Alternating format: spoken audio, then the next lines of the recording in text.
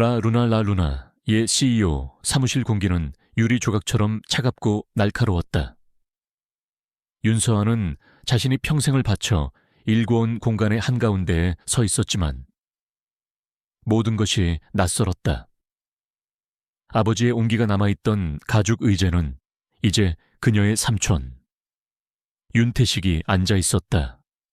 그의 옆에는 며칠 전까지만 해도 그녀의 약혼자였던 박민혁이 그림자처럼 서 있었다.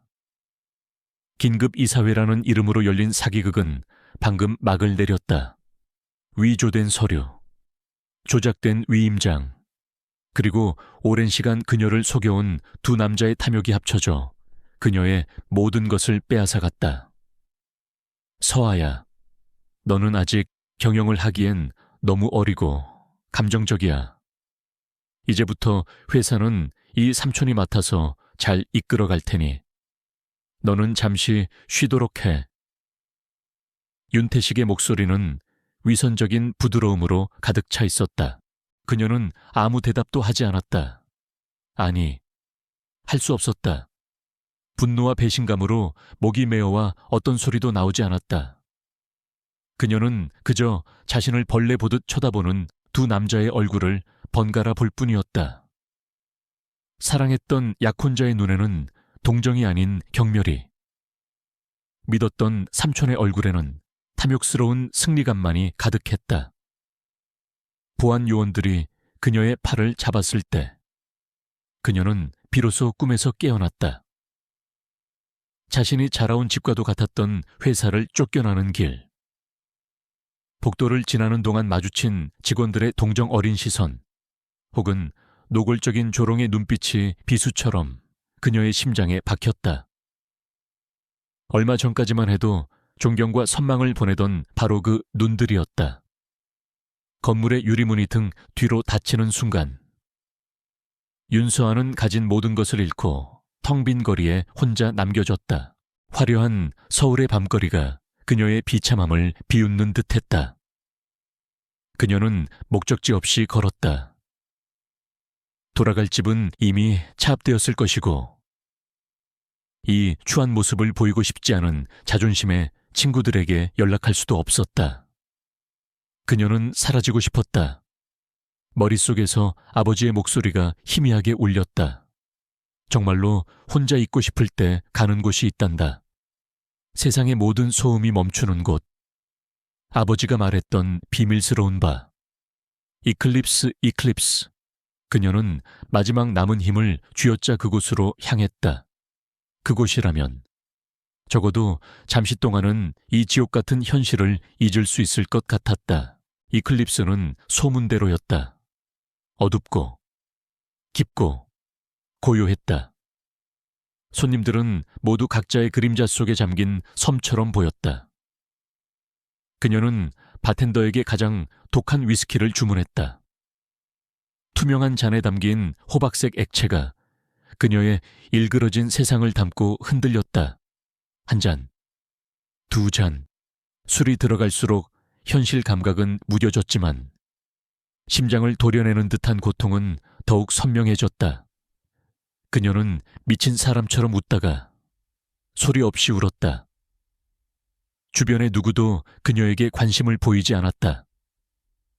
이곳은 그런 사람들을 위한 공간이었으니까 바로 그때 그녀의 흐릿한 시야에 봐 한쪽 구석에 홀로 앉아있는 한 남자가 들어왔다. 권희주는 그곳에 우연히 있었던 것이 아니었다. 그는 윤서아의 부친과 오랜 인연이 있었고 윤태식의 야심을 일찌감치 간파하고 있었다. 그는 라루나의 주주총회가 열리기 전부터 상황을 예의주시하고 있었다. 오늘 그의 예상대로 비극은 현실이 되었다. 그는 무너져 내리는 윤서아의 모습을 조용히 지켜보고 있었다. 술에 취해 위태롭게 흔들리면서도 그녀의 눈빛 속에는 아직 꺼지지 않은 불꽃이 남아 있었다. 그는 그녀를 궁지에 몰린 암사자 같다고 생각했다.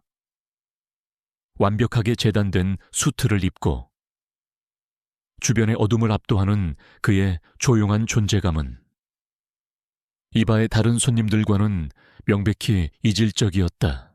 술과 절망에 이성이 마비된 서한은 그를 다르게 해석했다.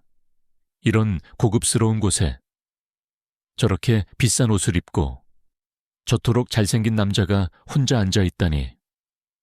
그녀의 머릿속에서 고급 접대부라는 비상식적인 결론이 내려졌다. 그래, 잘됐다. 인생이 이미 망가졌는데 나 자신이라고 온전할 필요가 있나. 일종의 자포자기이자 마지막 반항이었다.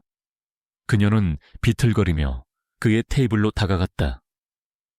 그리고는 자신의 손목에 채워져 있던 파텍 필립 시계를 풀었다. 아버지가 남겨주신 마지막 유품이자 그녀에게 남은 유일한 재산이었다.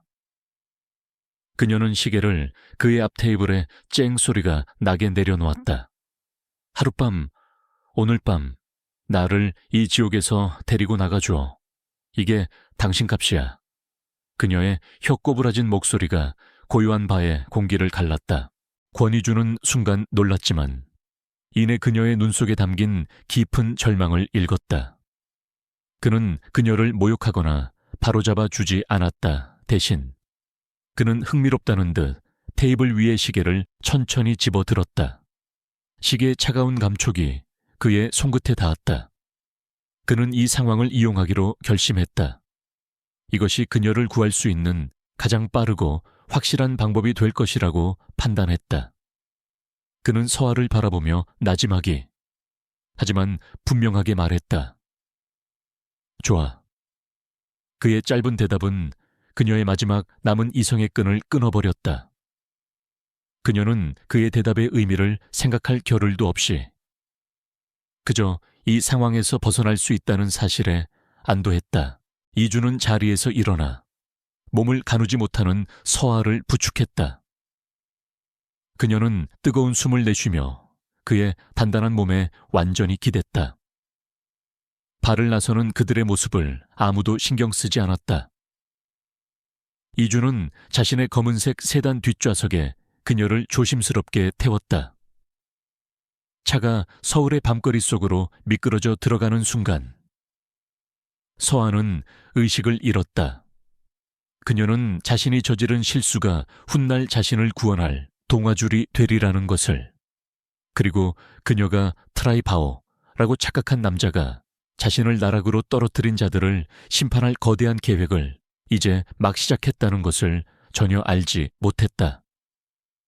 그날 밤 한 여자의 세상은 무너졌고 또 다른 남자의 세상은 움직이기 시작했다.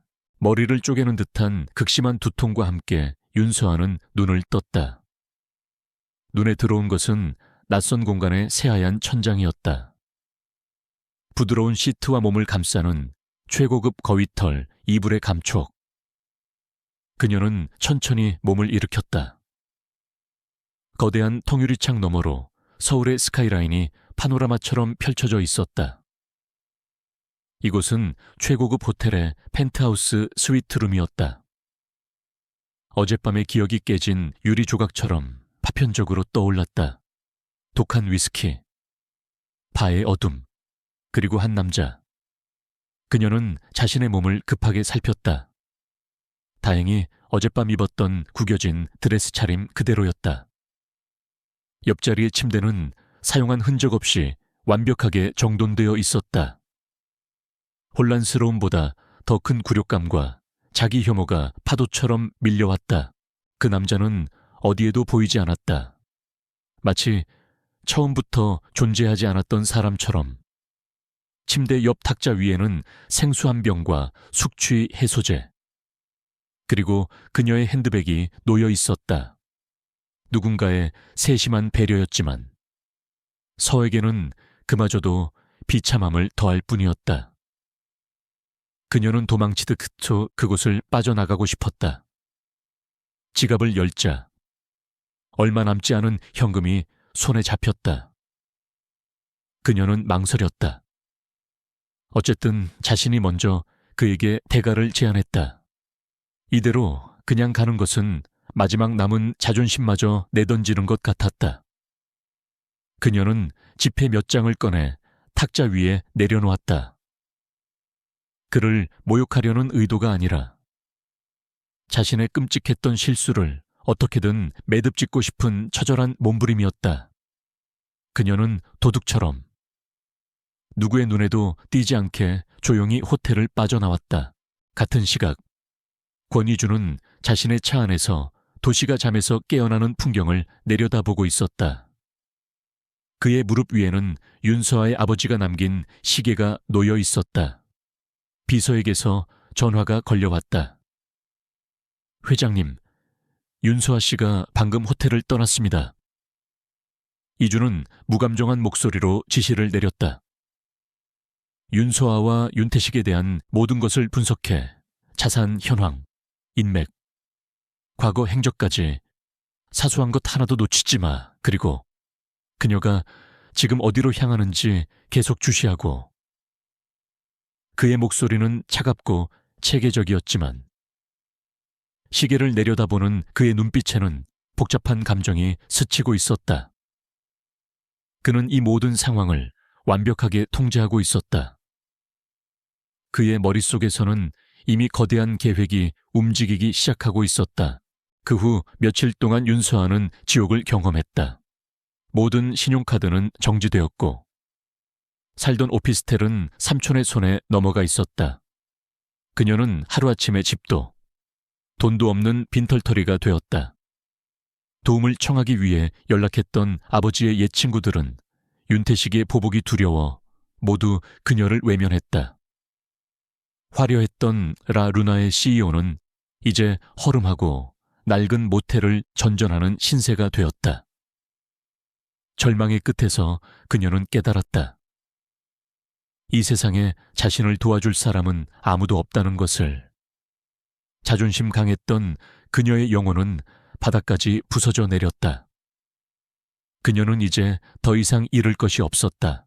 비가 내리는 오후였다. 서아는 공원 벤치에 멍하니 앉아 차가운 빗줄기를 온몸으로 맞고 있었다. 또 한 번의 거절을 당하고 돌아오는 길이었다. 이제 그녀에게 남은 것은 아무것도 없었다. 그때 그녀의 앞에 검은색 세단 한 대가 소리 없이 멈춰 섰다. 차문이 열리고 정장을 입은 비서가 우산을 든 차에 그녀에게 다가왔다. 윤서아 씨 되십니까? 저희 회장님께서 뵙고 싶어 하십니다. 서아는 경계심 가득한 눈으로 그를 바라보았다. 더 이상 자신에게 무언가를 빼앗아갈 사람도 없다고 생각했다. 그녀는 체념한 듯 비서의 안내에 따라 차에 올라탔다. 차가 도착한 곳은 마루그룹의 본사 빌딩이었다. 미니멀하지만 압도적인 위압감을 풍기는 건물이었다. 서아는 영문도 모른 채 최고층의 회장실로 안내되었다. 그리고 그곳에서 그녀는 자신의 눈을 의심했다. 회장의 자리에 앉아 창밖을 내다보고 있던 남자. 며칠 전 그녀가 트라이파우라고 착각했던 바로 그 남자. 권희준이었다. 그의 진짜 정체를 마주한 순간 서아는 그 자리에 얼어붙었다.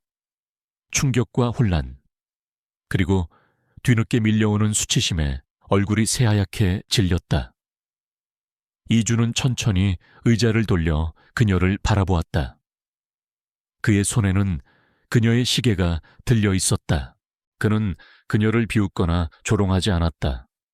대신 얼음처럼 차가운 목소리로 핵심을 찔렀다. 윤태식 이사. 아니, 이제는 회장이 됐지. 그는 당신 아버지의 지분을 빼돌리기 위해 몇 년 전부터 회계 장부를 조작해왔어. 당신의 약혼자 박민혁은 그 대가로라 루나의 부사장 자리를 약속받았고 그는 그녀가 처한 상황을 마치 신의 시점에서 내려다보듯 정확하게 읊었다. 서아는 숨을 쉬는 것조차 잊었다. 그리고 당신은 지금 아무것도 할 수 없지. 절망의 끝에 선 그녀에게. 그가 마침내 본론을 꺼냈다. 내가 자본과 전략, 그리고 힘을 제공하지. 당신은 내부 정보와 복수의 명분을 제공해 손을 잡자. 윤서아, 우리가 함께 당신의 회사를 되찾는 거야. 그의 제안은 너무나 비현실적이어서 마치 악마의 속삭임처럼 들렸다. 서아는 충격에서 벗어나 간신히 목소리를 쥐어짰다. 왜 저를 도와주려는 거죠? 당신이 원하는 건 뭐죠? 그녀의 눈에는 의심과 경계심이 가득했다. 이 세상에 대가 없는 호의는 없다는 것을 그녀는 뼈저리게 배운 후였다. 권위주는 자리에서 일어나 그녀에게 천천히 다가왔다. 그의 눈빛은 깊이를 알 수 없는 심연처럼 고요했다. 그는 손에 들고 있던 시계를 그녀에게 보여주며 의미심장한 미소를 지었다. 글쎄, 그냥 빚을 갚는 거라고 해두지. 그의 알 수 없는 대답은 더 큰 미스터리만을 남겼다. 그녀의 앞에는 이제 거절할 수 없는 제안과 정체를 알 수 없는 위험한 남자가 서 있었다. 권희준의 사무실에는 무거운 침묵이 흘렀다. 윤서아는 자신의 인생을 뒤흔들 제안 앞에서 격렬한 내적 갈등을 겪고 있었다. 자존심은 그의 손을 거절하라고 소리쳤다. 또 다른 강한 남자의 힘에 의존하는 것은 스스로를 나약하다고 인정하는 꼴이었다. 하지만 이성은 이것이 유일한 기회라고 속삭였다. 삼촌과 약혼자에 대한 불타는 복수심이 결국 그녀의 위태로운 자존심을 눌렀다. 그녀는 결심한 듯 고개를 들었다. 좋아요. 그 제안 받아들이죠. 그녀의 목소리는 미세하게 떨렸지만 눈빛만은 단호했다. 하지만 조건이 있어요. 이건 철저한 비즈니스 파트너 관계예요. 회사를 되찾는 날. 당신에게 받은 모든 것은 이자를 더해서 전부 갚을 겁니다. 권희주는 그녀의 당돌한 조건에 흥미롭다는 듯 입가에 희미한 미소를 띠며 고개를 끄덕였다. 계약은 신속하게 진행되었다. 권희준의 비서가 가져온 것은 개인적인 차용증이 아닌 마루그룹과 윤서아, 개인 간의 공식적인 전략적 파트너십 계약서였다. 계약서에는 목표, 자원 배분, 역할 분담 등이 명료하게 기술되어 있었다. 모든 것이 완벽하게 비즈니스적이었다. 하지만 서아는 마지막 조항에서 눈살을 찌푸렸다.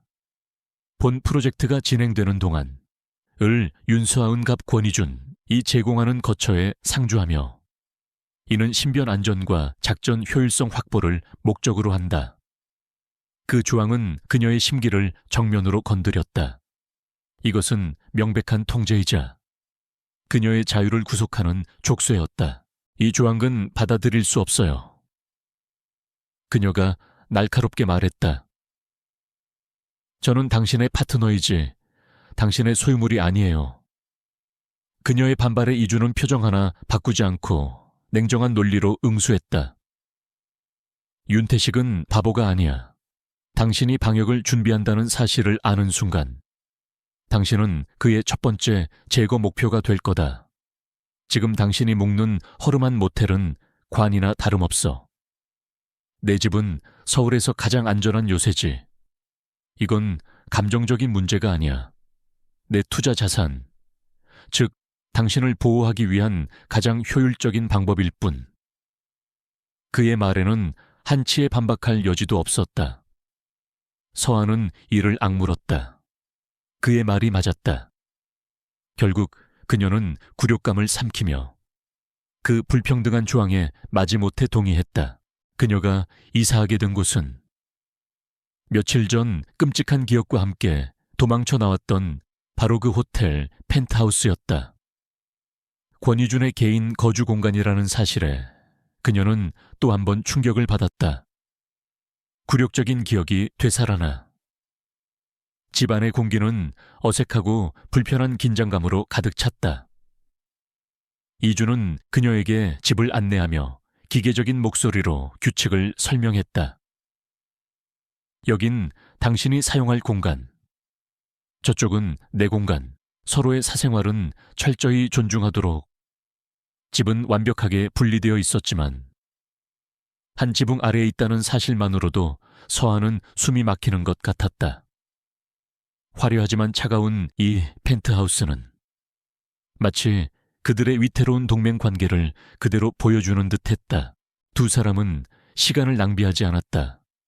거실의 한쪽 벽면 전체가 거대한 디지털 스크린으로 변했고 그 위로라 루나의 조직도, 재무제표, 핵심 인물들의 프로필이 복잡하게 떠올랐다. 그곳은 이제 그들의 전쟁 지휘 본부였다. 그리고 그곳에서 서한은 처음으로 권희준의 진짜 모습을 보게 되었다. 그는 회사의 약점과 윤태식의 심리 상태를 마치 신처럼 정확하게 분석하고 예측했다. 그의 천재적인 전략가적 면모의 서한은 자신도 모르게 감탄했다. 이준 역시. 보고서에서는 결코 알 수 없는 회사의 내부 사정과 인물들의 특성을 꿰뚫어 보는 서하의 통찰력에 놀랐다. 그녀는 기억과 경험에 의존해 윤태식이 가장 두려워하는 것과 그가 숨겨둔 약점들을 정확히 짚어냈다. 늦은 밤까지 이어진 전략회의에 지쳐갈 무렵 이준은 말없이 최고급 레스토랑의 음식을 주문했다. 서한은 그가 보여준 의외의 배려에 잠시 당황했다. 어색한 침묵 속에서 식사를 하던 중 서한은 용기를 내어 물었다.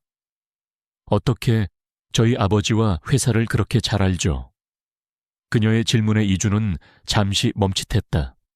그는 대답 대신 알 수 없는 눈빛으로 그녀를 바라보며 말했다.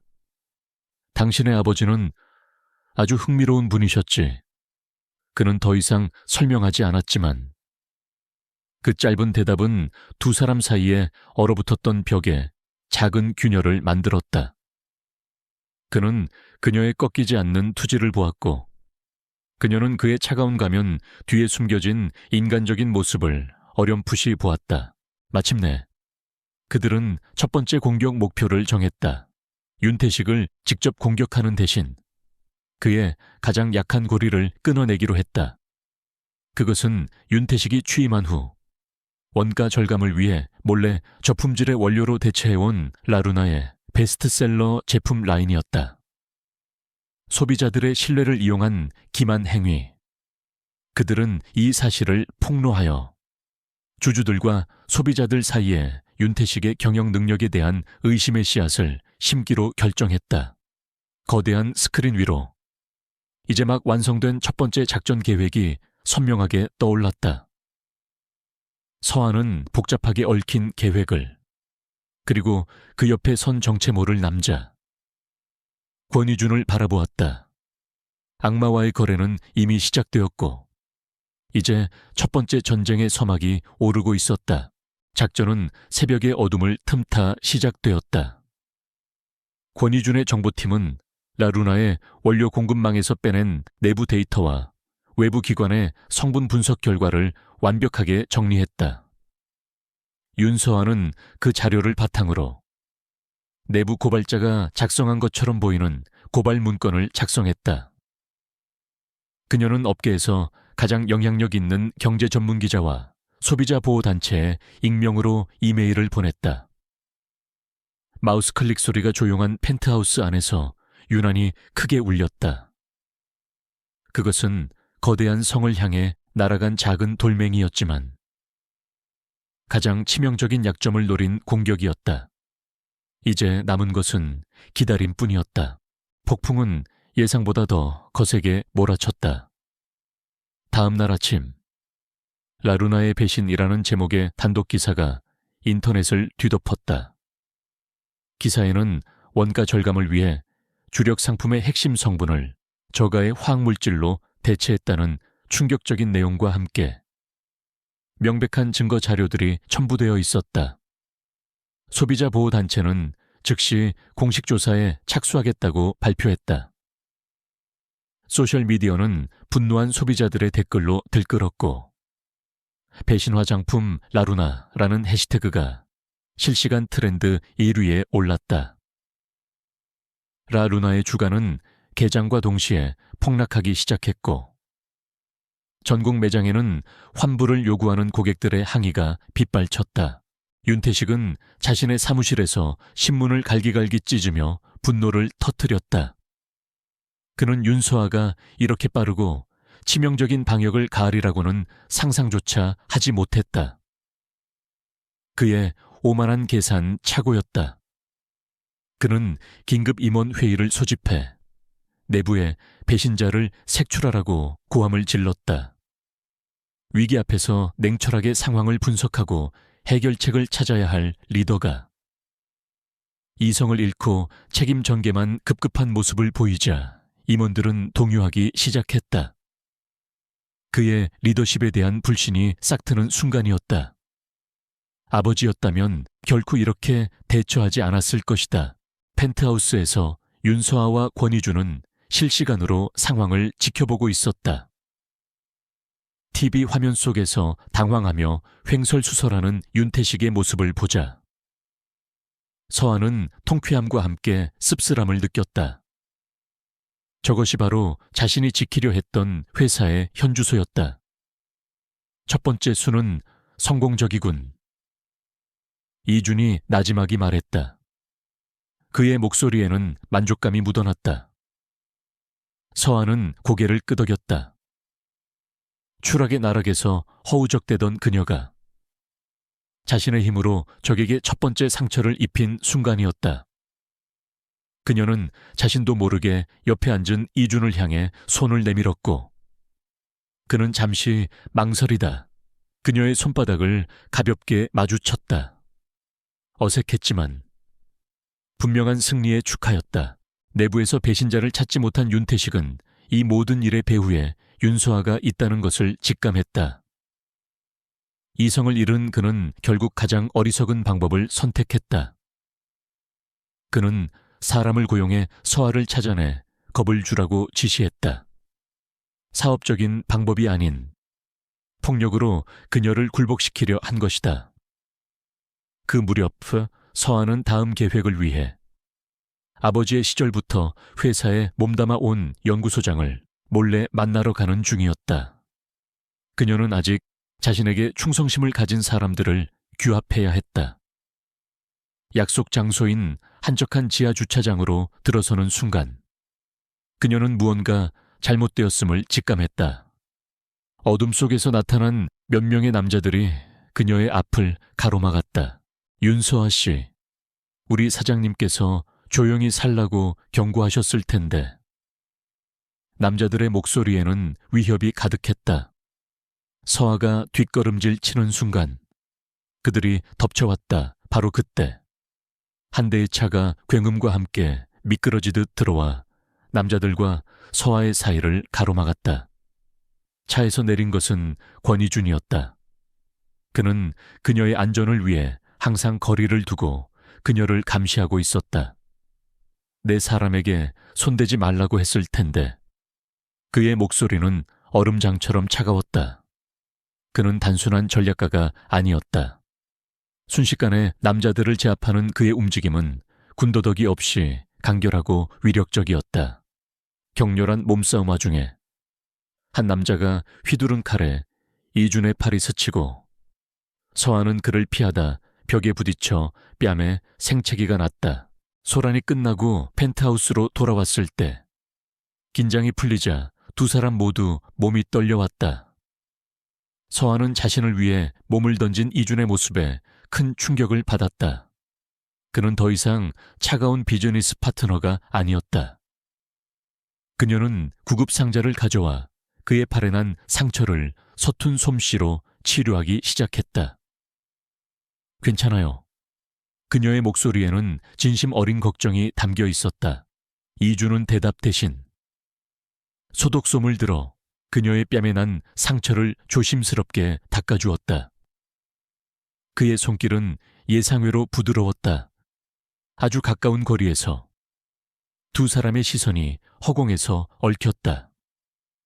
그들 사이를 가로막고 있던 보이지 않는 벽이 허물어지는 순간이었다. 상처 치료가 끝나고 두 사람은 도시의 야경이 내려다 보이는 발코니에 나란히 섰다. 윤태식의 어설픈 공격은 오히려 두 사람을 더 가깝고 단단하게 만들어 주었다. 선을 넘었어. 이준이 차가운 목소리로 말했다.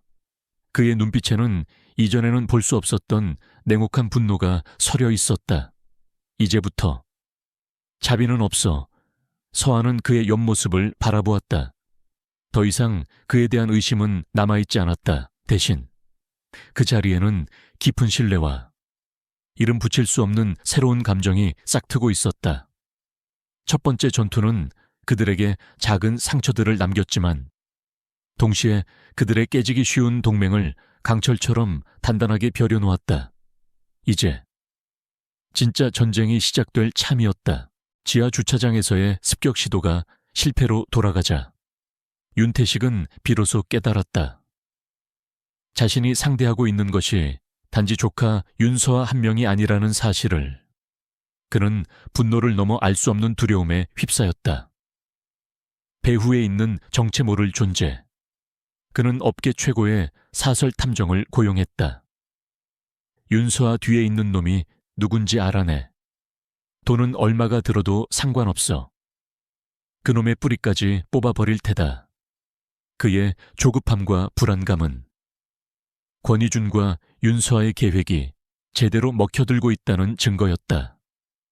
보이지 않는 적에 대한 공포가 그의 이성을 서서히 좀먹기 시작했다.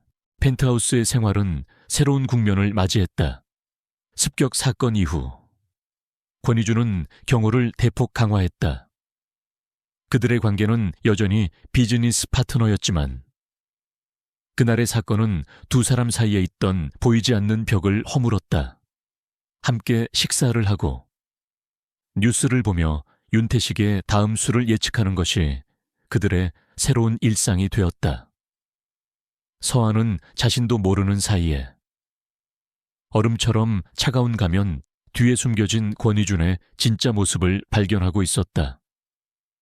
그는 뛰어난 전략가이자 싸움꾼이었고 때로는 상처를 치료해주던 다정한 손길을 가진 남자였다.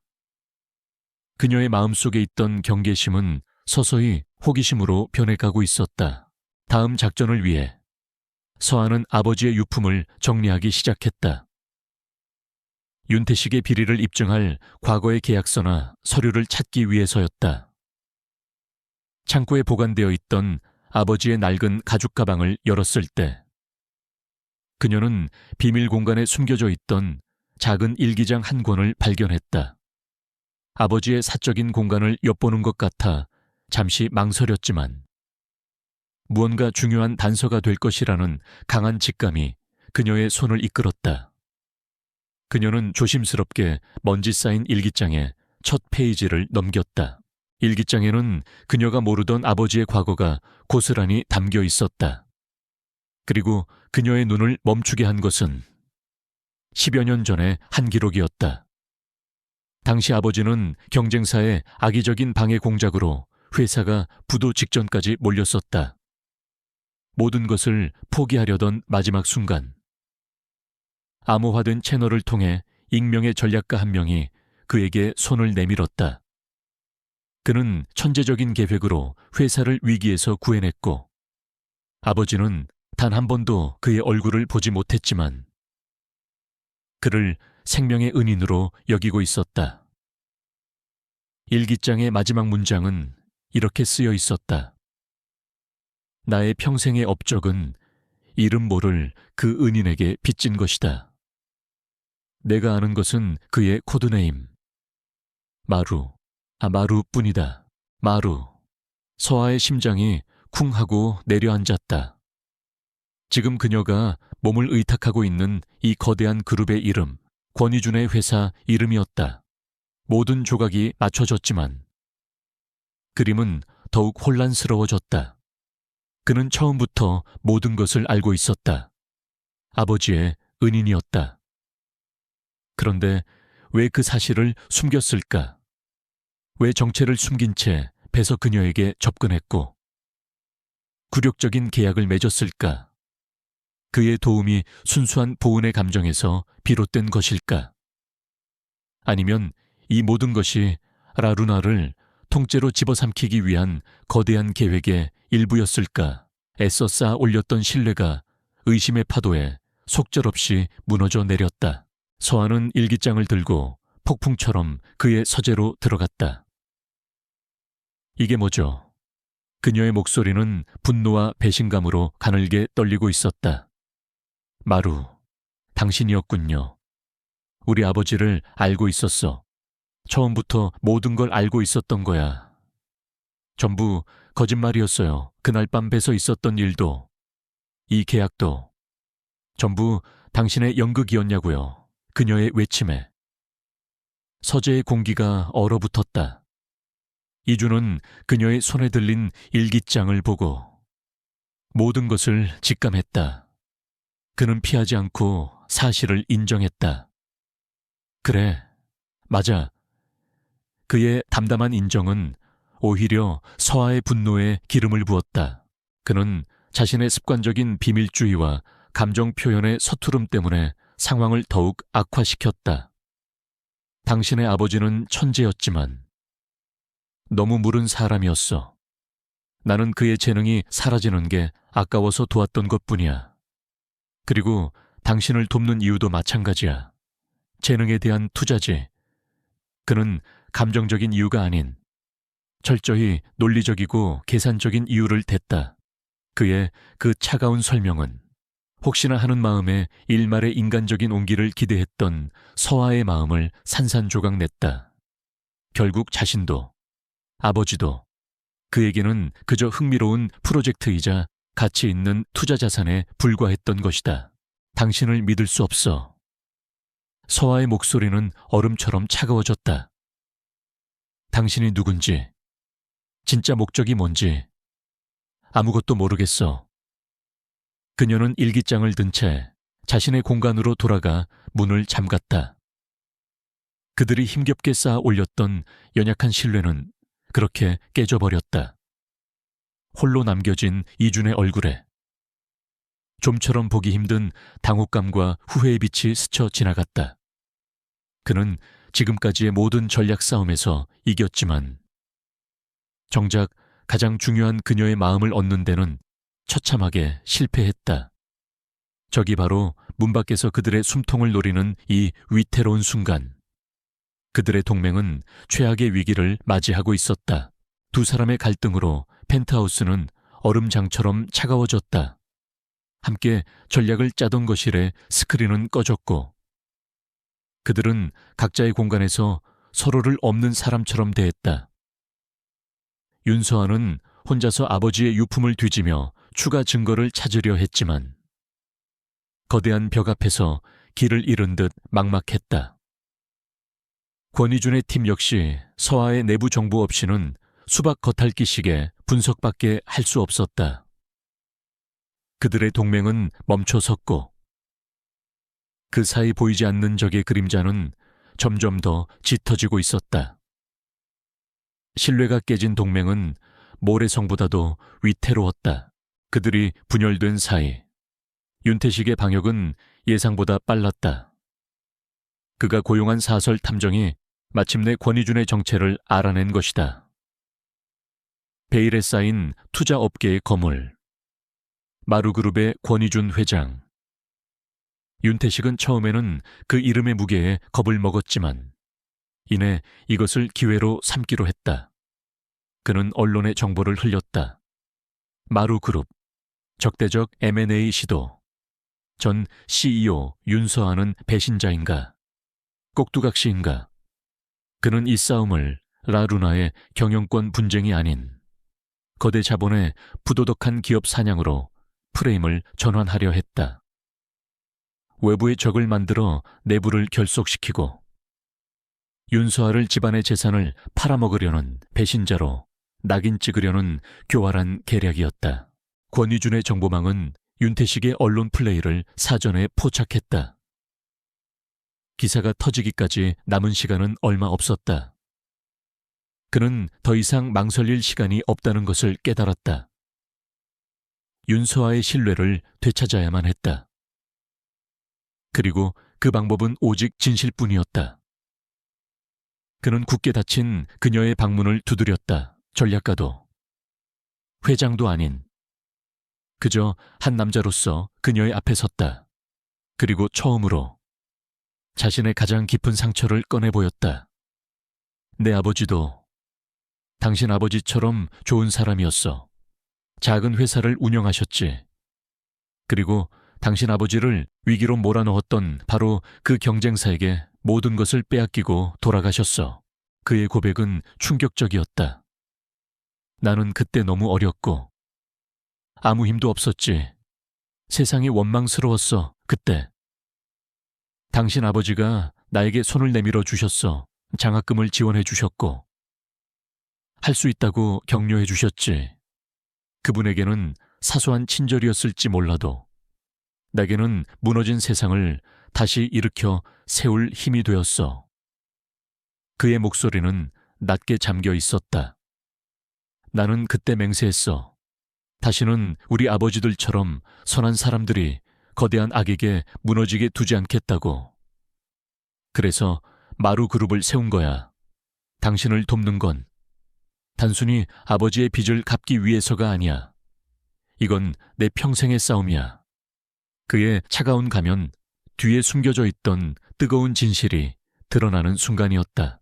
그의 아픈 고백에 서아의 마음을 가득 채웠던 분노와 의심이 눈 녹듯 사라졌다. 비로소 그녀는 그를 이해할 수 있었다. 그의 서투른 배려와 감정을 숨기던 차가운 태도까지도. 그들은 같은 상처를 가진 동지였다. 거대한 탐욕에 아버지를 잃은 고아들이었다. 서아는 눈물을 흘렸다. 그것은 그에 대한 미안함이자 그의 아픔에 대한 공감의 눈물이었다. 깨졌던 신뢰는 이전보다 훨씬 더 단단하고 깊은 유대감으로 다시 이어졌다. 그들은 더 이상 계약으로 묶인 파트너가 아니었다. 같은 과거와 같은 목표를 공유하는 운명 공동체였다. 굳건한 신뢰를 되찾은 윤서아는 완전히 다른 사람이 되었다. 두려움과 불확실성은 사라지고 그 자리에는 강철 같은 의지와 차가운 결단력이 자리 잡았다. 그녀는 더 이상 숨어서 상황에 반응하는 사냥감이 아니었다. 지금까지는 당신의 방식으로 싸웠어요. 이제부터는 나의 방식도 더할 거예요. 그녀는 권희준의 그림자 뒤에서 벗어나 전면에 나서기로 결심했다. 그녀는 먼저 아버지 시절부터 라루나를 지켜온 원로 연구소장 강만식 박사에게 연락했다. 그녀는 자신의 계획을 설명하고 도움을 요청했다. 강 박사는 눈물을 흘리며 그녀의 손을 잡았다. 돌아와 주셔서 감사합니다.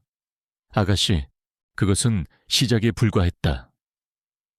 서아는 윤태식에게 밀려난 옛 임원들, 불공정한 계약에 신음하던 협력업체 대표들, 그리고 아버지를 존경했던 업계의 원로들을 비밀리에 만나기 시작했다. 그녀는 단순히 도움을 요청하지 않았다. 라루나의 잃어버린 비전과 정신을 되찾자고 그들의 자부심과 충성심에 호소했다. 그녀의 진심 어린 설득에 사람들의 마음이 움직이기 시작했다. 그들은 기꺼이 그녀의 눈과 귀가 되어 회사 내부의 정보를 제공하고 그녀의 사람들이 되어주기로 약속했다. 흩어져 있던 불씨들이 모여 거대한 불길이 될 준비를 하고 있었다. 그날 밤 한적한 곳에서 비밀스러운 회동이 열렸다. 서아는 자신을 믿고 모여준 몇 안 되는 사람들 앞에서 회사를 되찾을 자신의 계획을 밝혔다. 그녀의 뒤에는 권희준이 그림자처럼 서서 그녀에게 힘을 실어주고 있었다. 처음에는 망설이던 사람들의 눈빛이 그녀의 확신에 찬 목소리에 점점 신뢰와 결의로 가득 차기 시작했다. 그들은 보이지 않는 곳에서 그녀를 도울 내부의 저항군이 되었다. 더 이상 쫓기던 사냥감은 없었다. 이제 그녀는 자신의 군대를 이끌고 적의 심장부로 진격할 준비를 마친 냉철한 사냥꾼이었다. 권희준과 윤수아의 지휘본부는 다시 활기를 띠었다. 하지만 이전과는 분위기가 달랐다. 차가운 긴장감은 사라지고 그 자리에는 서로에 대한 깊은 신뢰를 바탕으로 한 뜨거운 열정과 치밀한 협력만이 존재했다. 그들은 이제 윤태식의 숨통을 끊을 마지막 함정, 달콤한 덫을 설계하기 시작했다. 윤태식 같은 부류의 인간은 자신의 능력을 증명할 기회 앞에서는 이성을 잃게 마련이야. 권희준이 말했다. 그의 계획은 윤태식의 탐욕과 자격지심을 동시에 자극하는 것이었다. 그는 마루그룹의 유럽 지사를 통해 혁신적인 노화 방지 기술을 가진 스위스의 바이오 회사가 비밀리에 투자자를 모집한다는 가짜 정보를 만들어냈다. 미끼를 만드는 작업은 한편의 첩보 영화처럼 진행되었다. 마루그룹의 전문가들은 가짜 바이오 회사의 그럴듯한 웹사이트와 연구 자료를 만들었고 유럽의 권위 있는 경제지에 돈을 주고 허위 기사를 싣게 했다. 그리고 신뢰할 수 있는 금융중개인을 통해 이 황금알을 낳는 거위에 대한 소문을 한국의 투자시장에 서서히 흘리기 시작했다. 함정은 윤태식 같은 거물급 상어만이 물 수 있도록 지극히 제한적이고 은밀하게 설계되었다. 이제 남은 것은 서아의 역할이었다. 그녀만이 이 미끼에 윤태식이 거부할 수 없는 향기를 더할 수 있었다. 서아는 회사 내부에 심어둔 자신의 사람, 강만식 박사를 이용했다. 그녀는 아버지의 낡은 서류들 속에서 발견한 것처럼 꾸민 스위스 바이오 회사에 대한 가짜 조사 보고서를 강 박사에게 전달했다. 보고서에는 아버지가 생전에 이 회사의 잠재력을 알아봤지만 자금이 부족해 아쉽게 투자를 포기했다는 내용이 담겨 있었다. 강 박사는 이 보고서를 윤태식의 책상 위에 실수로 올려두었다. 아니나 다를까. 윤태식은 그 미끼를 덥석 물었다. 그는 평생 형의 그늘에 가려져 살았다. 형이 놓쳤던 기회를 자신이 잡아 성공시키는 것만큼 그의 자격지심을 완벽하게 채워줄 시나리오는 없었다. 탐욕과 오만함에 눈이 먼 윤태식은 즉시 자신의 팀에게 투자를 검토하라고 지시했다. 그가 받은 보고는 모두 권희준이 완벽하게 설계해 놓은 허구의 정보들이었다. 그는 마침내 투자를 결심했다.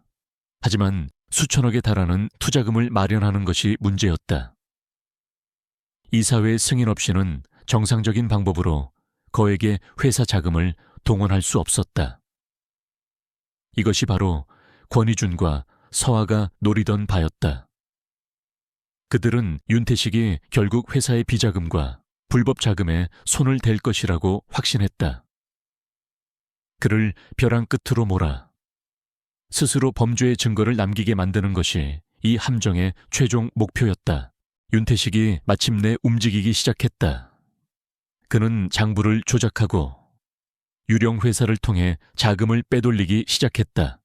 그가 움직일 때마다 서아의 내부 조력자들은 비밀 장부의 사본과 불법 거래 지시가 담긴 녹취 파일을 빼내 서에게 전달했다. 동시에 권희준의 금융 추적팀은 위성처럼 그의 자금 흐름을 실시간으로 추적했다.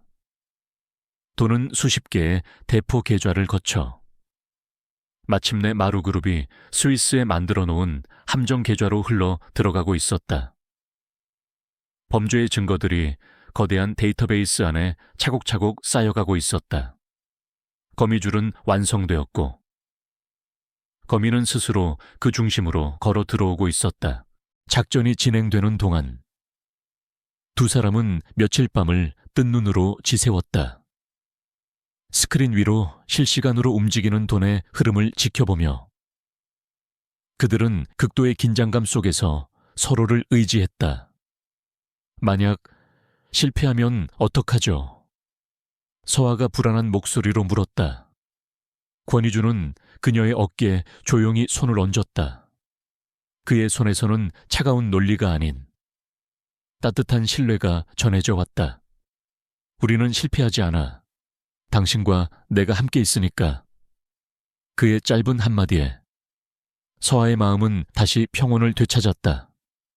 이제 그는 그녀의 전략가이자 보호자이자 그리고 가장 든든한 버팀목이었다. 마침내 그들이 기다리던 순간이 왔다. 윤태식이 마지막 거액의 자금을 함정 계좌로 송금했다는 확인 메시지가 스크린에 떴다. 덫이 완벽하게 닫힌 순간이었다. 그들은 이제 윤태식의 숨통을 끊을 수 있는 모든 증거를 손에 넣었다. 펜트하우스에는 짧은 정적이 흘렀다. 이주는 조용히 수화기를 들어 그의 법무팀과 검찰 내부에 있는 연락책에게 전화를 걸었다. 잡았습니다. 그의 목소리는 지극히 차분했다. 그와 서한은 서로를 바라보았다. 길고 길었던 어둠의 끝이 보이기 시작했다. 이제 남은 것은 다음 주에 열릴 라루나의 주주총회에서 모든 진실을 세상에 공개하고 마지막 심판을 내리는 것뿐이었다. 라루나의 정기 주주총회는 윤태식의 대관식이나 다름없었다. 그는 자신감 넘치는 모습으로 단상에 서서 회사의 빛나는 미래에 대해 열변을 토하고 있었다. 그의 연설의 하이라이트는 스위스 바이오 회사와의 독점 투자 계약 발표였다. 그것은 그가 형을 뛰어넘었다는 것을 증명하고 자신의 입지를 반석 위에 올릴 회심의 한 방이었다. 앞줄에 앉은 그의 공범들, 특히 박민혁의 얼굴에는 만족스러운 미소가 가득했다. 주주들은 곧 발표될 엄청난 호재에 대한 기대로 술렁이고 있었다. 윤태식은 자신의 인생에서 가장 빛나는 순간을 만끽하고 있었다. 바로 그 순간, 총회장의 육중한 문이 극적으로 열렸다. 모든 사람의 시선이 문 쪽으로 쏠렸다. 그곳에는 과거의 상처를 모두 지워낸 듯 차갑고 강렬한 카리스마를 내뿜는 윤서아가 서 있었다. 쫓겨났을 때의 비참한 모습은 온데간데 없었다. 그녀는 마치 여왕의 귀환처럼 당당하고 기품 있는 모습으로 총회장 안으로 걸어 들어왔다. 그녀의 옆에는 변호사가 그림자처럼 따르고 있었다. 그녀의 예고 없는 등장은 잔잔한 호수에 던져진 거대한 돌처럼 순식간에 총회장 전체에 충격의 파문을 일으켰다. 지금 이게 무슨 짓이야. 경비 당장 저 여자를 끌어내. 윤태식은 순간의 충격에서 벗어나 이성을 잃고 고함을 질렀다. 하지만 서한은 그의 고함에 아랑곳하지 않고 단상을 향해 똑바로 걸어갔다. 그녀는 연단 옆에 마이크를 잡고 주주들을 향해 돌아섰다. 그녀의 목소리는 떨림없이, 하지만 그 어떤 고함보다 더 강력하게 총회장을 울렸다. 저는 라루나의 정당한 상속자 윤서아입니다. 그리고 오늘 저는 제 아버지의 의자에 앉아있는 저 도둑을 고발하기 위해 이 자리에 섰습니다. 그녀의 선전포기의 장내는 물을 끼얹은 듯 조용해졌다. 그 순간 권희준의 팀이 움직였다. 윤태식의 발표 자료가 떠있던 단상 뒤에 거대한 스크린이 깜빡이더니 완전히 다른 화면으로 바뀌었다. 그곳에는 윤태식의 범죄 증거들이 하나씩 떠오르기 시작했다. 비밀리에 작성된 이중장부의 스캔 파일, 유령 회사를 통해 비자금이 흘러나간 경로를 보여주는 디지털 흐름도, 그리고 불법 거래를 지시하는 그의 목소리가 담긴 생생한 녹취 파일까지. 마지막으로 그가 마루그룹이 파놓은 함정 계좌로 거액을 송금하는 확인 내역이 뜨는 순간 모든 것은 끝났다. 증거는 너무나 명백하고 압도적이어서 그 누구도 부인할 수 없었다. 주주들이 충격과 경악으로 술렁이는 사이 서아의 내부 조력자들이 움직였다. 강만식 박사가 자리에서 일어나 윤태식이 원가 절감을 위해 제품의 품질을 조작하도록 지시했다고 증언했다. 뒤이어 윤태식에게 억울하게 해고당했던 다른 직원들이 연이어 일어나 그의 만행을 폭로했다. 부패한 리더에 맞서 회사의 진정한 주역들이 하나로 뭉쳐 저항하는 모습은 그 자체로 강력한 메시지였다.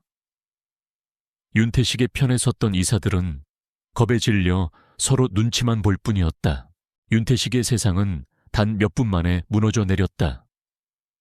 그는 완벽하게 고립되었고 모든 증거가 그의 목을 겨누고 있었다. 그는 믿을 수 없다는 듯 스크린을 바라보다가 인에 미친 사람처럼 소리치기 시작했다. 거짓말이야. 저건 전부 조작된 거야 마루. 그룹의 음모라고. 그는 서아에게 달려들려 했지만 보안 요원들에게 저지당했다. 그의 발악은 오히려 그의 유죄를 더욱 확실하게 증명할 뿐이었다. 상황이 불리해진 것을 깨달은 박민혁은 몰래 자리를 떠나려 했지만 이미 출근은 봉쇄된 후였다. 혼란이 극에 달했을 때 총회장의 문이 다시 열렸다. 이번에는 권희준의 법무팀이 미리 연락해둔 검찰 수사관들이었다. 그들은 망설임 없이 단상으로 직진했다. 윤태식 씨, 당신을 업무상 횡령, 배임 및 자본시장법 위반 혐의로 긴급 체포합니다. 수사관의 선언과 함께 윤태식의 손목에 차가운 수갑이 채워지는 철컥 소리가 조용한 총회장 안에 울려 퍼졌다. 그것은 그의 몰락을 알리는 마지막 선고와도 같았다. 부서진 인형처럼 끌려나가는 윤태식을 마지막으로. 총회장은 망연자실한 주주들의 침묵만이 가득했다. 서한은 단상 위에 홀로 서서 자신이 일으킨 이 거대한 폭풍의 결과를 내려다보고 있었다. 총회장 가장 뒤쪽. 어둠 속에 서 있던 권희준이 그녀를 바라보고 있었다. 수많은 사람들 사이로 두 사람의 시선이 마주쳤다. 어떤 말도 필요 없었다. 그들은 해냈다. 길고 길었던 폭풍이 지나가고 이제 폐허 위에서 새로운 시작을 준비해야 할 시간이었다. 주주총회에서의 폭풍이 지나간 다음 날 라루나는 혼돈의 중심에 있었다. 모든 언론이 윤태식의 구속과 회사의 추악한 진실에 대해 대서특필했다. 윤서아는 그 혼란의 한가운데로 다시 걸어 들어갔다. 쫓겨났던 패배자가 아닌 모든 것을 바로잡기 위해 돌아온 리더로서 직원들의 시선은 각기 달랐다. 안도와 환영, 그리고 죄책감과 두려움이 뒤섞인 복잡한 공기. 그녀의 첫 번째 행보는 전 직원회의를 소집하는 것이었다. 그녀는 과거를 질책하는 대신 회사의 미래에 대한 비전을 제시하며 흔들리는 조직을 다독였다. 그녀의 목소리에는 이전의 미숙함 대신 시련을 겪고 더욱 단단해진 리더의 무게가 실려 있었다. 법의 심판은 신속하고 엄중했다. 압도적인 증거 앞에서 윤태식은 모든 혐의를 인정할 수밖에 없었고 법정 최고형을 선고받았다. 그의 곁에 섰던 박민혁은 가명을 대가로 모든 음모를 자백하며 윤태식의 마지막 남은 명예마저 진흙탕 속으로 끌고 들어갔다. 수십 년간 이어져온 탐욕과 배신의 역사는 그렇게 막을 내렸다. 아버지의 명예는 회복되었고 정의는 마침내 제자리를 찾았다. 서한은 담담하게 그 모든 과정을 지켜보았다.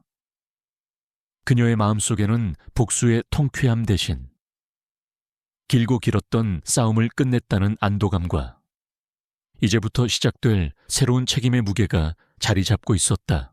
윤태식의 세력이 완전히 제거된 이사회는 만장일치로 윤서아의 CEO 복귀를 의결했다. 그녀는 마침내 자신의 사무실로 돌아왔다. 쫓겨났던 바로 그 공간이었지만 이제는 모든 것이 다르게 느껴졌다. 아버지의 의자에 앉았을 때 그녀는 더 이상 상처 입은 딸이 아니었다. 수많은 시련을 이겨내고 자신의 왕국을 되찾은 노련하고 강인한 군주였다. 사무실 문가에 기대선 권희준이 그런 그녀를 자랑스러운 눈빛으로 조용히 바라보고 있었다. 그는 더 이상 구원자가 아닌 그녀의 승리를 묵묵히 지지하는 든든한 동반자였다. 회사를 재건하는 과정은 결코 쉽지 않았다. 마법 같은 해결책은 없었다. 그녀는 가장 먼저 실추된 소비자 신뢰를 회복하기 위해 전면에 나섰다. 문제가 된 제품 라인을 전량 리콜하고 진심 어린 사과문을 발표했다. 그리고 업계 최고 수준의 투명한 품질 관리 시스템을 도입하며 라루나가 정직한 기업으로 다시 태어날 것임을 약속했다. 내부적으로는 조직을 재정비했다. 강만식 박사와 같이 충성을 지켰던 이들을 핵심 보직에 앉혔고 윤태식에게 부역했던 이들에게는 합당한 책임을 물었다. 그녀는 아버지가 만들었던 열정과 창의력이 넘치던 회사 문화를 되살리기 위해 밤낮으로 뛰었다. 그녀는 단순히 과거를 복원하는 것에 그치지 않았다. 그녀는 라루나의 새로운 미래를 열었다. 그녀는 자신이 CEO 자리에서 쫓겨나기 전부터 비밀리에 준비해왔던 혁신적인 신제품 라인을 공개했다. 그것은 아버지의 철학을 계승하면서도 그녀만의 감각과 비전이 더해진 완전히 새로운 라루나의 얼굴이었다. 이 바쁘고 힘든 시간 동안 권희준은 항상 그녀의 곁을 지켰다. 그는 그녀의 경영에 간섭하지 않았다. 대신 그녀가 지쳐 돌아오면 따뜻한 식사를 준비해주고 그녀의 하소연을 묵묵히 들어주는 그림자 같은 존재가 되어주었다. 그들의 관계는 이제 완벽한 평등과 존중 위에서 더욱 깊어지고 있었다.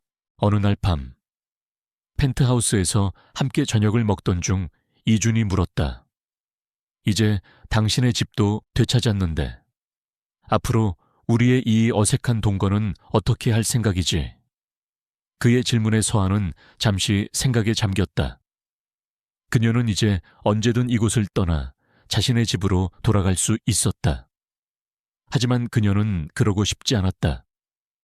낯선 호텔 방으로 시작되었던 이 공간은 어느새 그녀에게 가장 안전하고 편안한 안식처가 되어 있었다. 그녀는 대답 대신 그의 접시에 반찬을 놓아주며 부드럽게 미소 지었다. 어떤 말도 필요 없었다. 그들은 이미 서로의 삶에 없어서는 안 될 존재가 되어 있었다. 몇 달 뒤, 라루나의 신제품 론칭 행사가 성공적으로 열렸다. 언론과 업계는 라루나의 경이로운 부활과 위기를 기회로 만든 CEO 윤서아의 리더십에 찬사를 보냈다.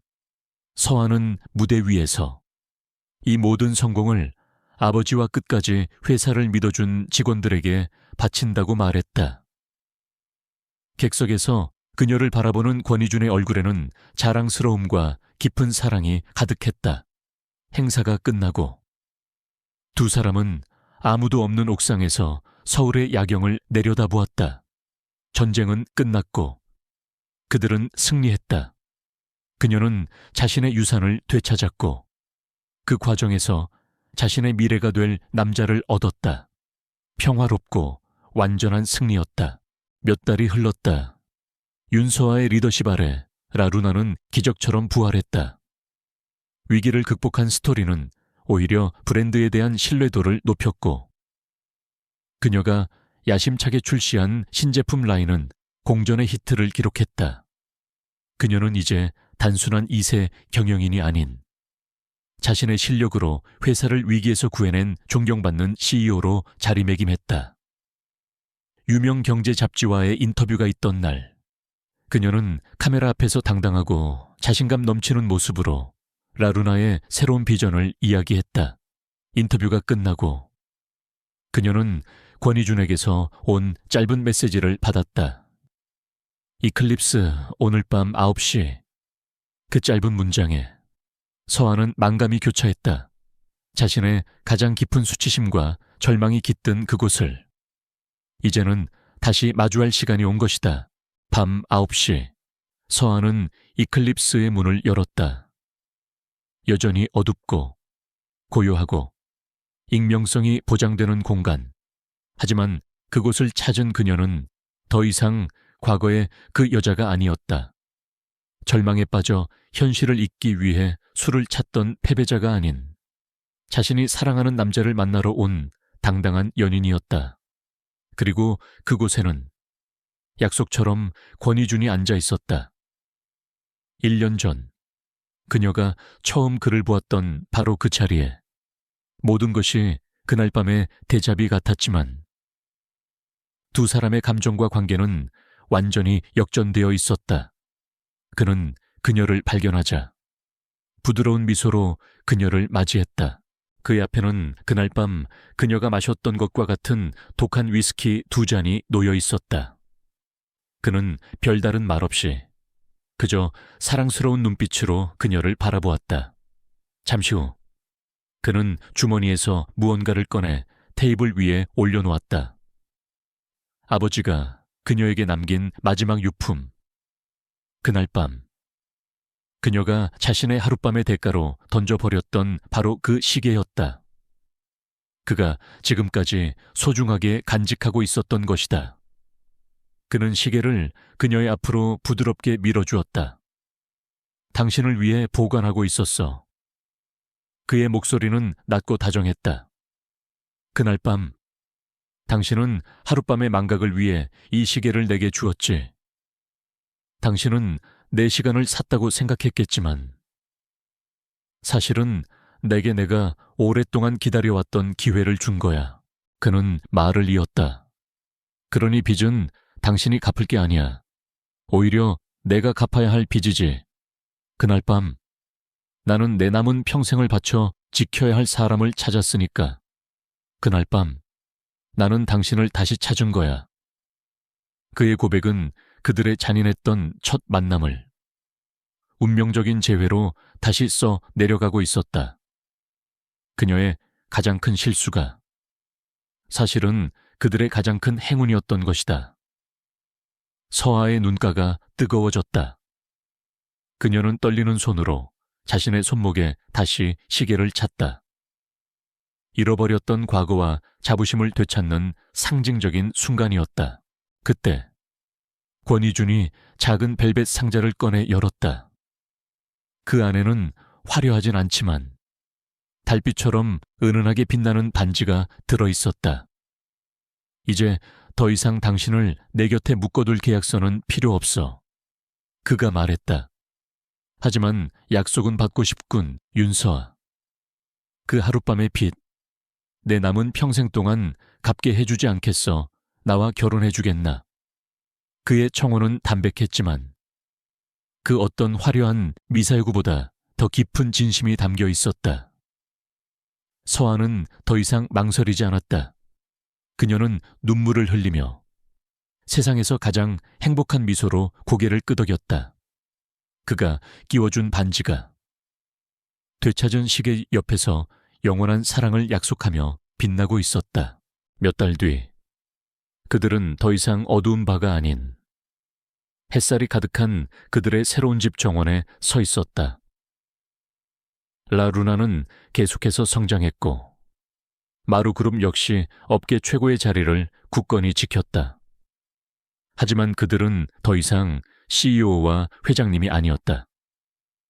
그저 서로를 아끼고 사랑하는 서아와 이준일 뿐이었다.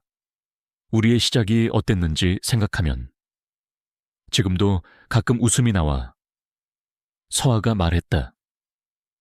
이준은 그녀를 자신의 품에 끌어안으며 대답했다.